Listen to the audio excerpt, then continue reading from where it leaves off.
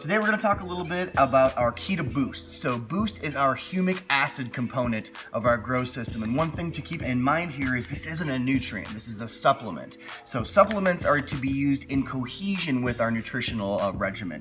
So you're not just going to feed a bunch of Boost and expect that to, kind of get you all the nutrition you're going to need. This is going to help deliver that nutrition. And again, very similar to our fulvic acid, this is an extremely high concentration humic acid. And this is an 89 to 95% humic acid, highest concentration, highest purity in the market, and it's very soluble, so it'll work in any system. So again, this is going to decrease your nutrient costs. This is going to increase the efficiency of your system. If you're in a raised bed, it's going to be a natural soil conditioner to help kind of all the biology and everything work together. So if you're going to work, no matter what your system, get yourself some Key to Boost today.